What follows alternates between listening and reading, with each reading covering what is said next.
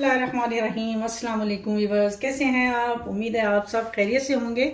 आज मैं एक सिंपल सी रेसिपी बनाने जा रही हूँ। उम्मीद है आपको मेरी बाकी जो सारी रेसिपीज़ हैं पसंद आ रही होंगी।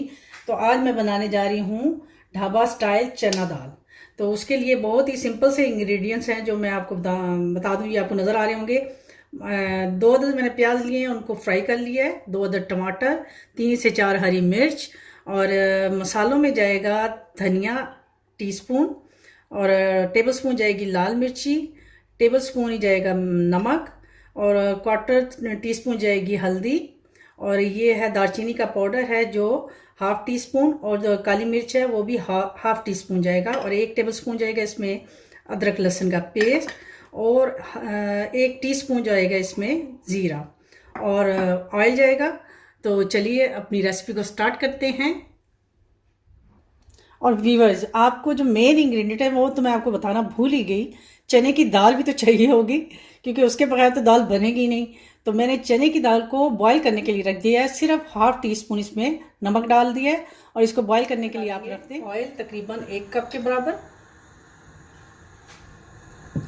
उसके बाद हम इसमें ऐड करेंगे अपना ये लहसुन अदरक का पेस्ट। इसको हम हल्का सा सोते करेंगे।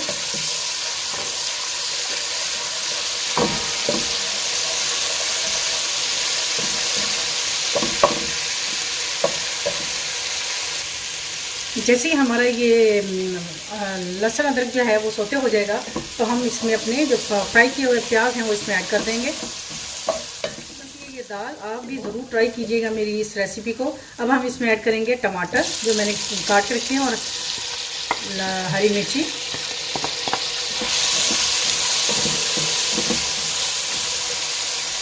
ये डालने के बाद हम इसमें थोड़ा सा पानी डाल देंगे, ताकि ये जो हमारे प्याज और टमाटर हमने डाले हैं वो इसमें थोड़े से गल जाएं।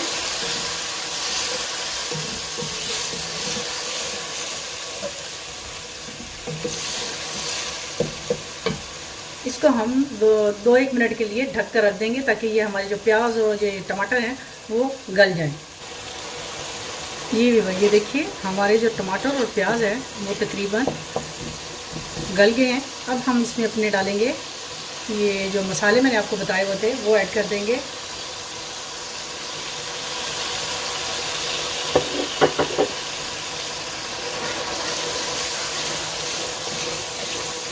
देखिए कितना अच्छा कलर आ गया इसमें, और खुशबू भी इतनी अच्छी आ रही है इसकी। अभी हमने इसमें जो 1 प्याली जो मैंने ऑयल आपको बताया था, आप उसमें से कम भी रख सकते हैं, क्योंकि इसको बाद में इसके ऊपर हम तड़का भी लगा सकते हैं, फ्राई दाल बन जाएगी जैसे। अब हम इसमें डालेंगे अपना ये जो ज़ीरा मैंने आपको बताया हुआ था वो ऐड कर देंगे।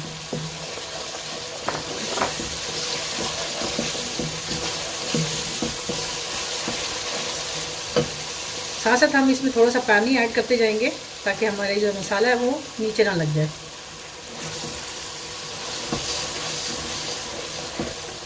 10 मिनट तक इसको भूनेंगे। फिर इसके बाद जब हमारी दाल गल जाएगी तो हम इसमें उसको ऐड करेंगे। ये देखिए हमारा जो मसाला है वो तकरीबन भुन चुका है। अब हमारी जो दाल हमने गलाने के लिए रखी हुई थी वो गल चुकी है, और अब हम इसमें पानी समेत इसके डाल देंगे। अगर इसका पानी ज़्यादा है तो आप इसमें कम इसका पानी डालिए था, इसका दाल का अपना वो थोड़ा खुश्क हो जाए। इसी दौरान हम इसमें डालेंगे 1 चिकन क्यूब। अब इसमें जाएगा ये हमारा चिकन क्यूब,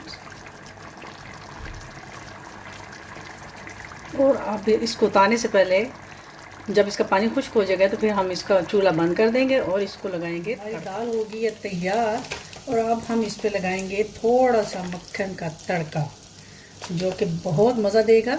बिल्कुल थोड़ा सा हम इसमें डालेंगे, और फिर मैं आपको इसकी फाइनल लुक दिखाती हूँ अपनी दाल की। मक्खन को मेल्ट करना है और डाल देना है।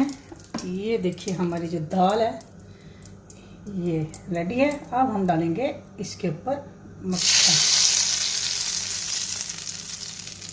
ये देखिए ढाबा स्टाइल दाल बिल्कुल रेडी हो चुकी है, और ये है इसकी फाइनल लुक।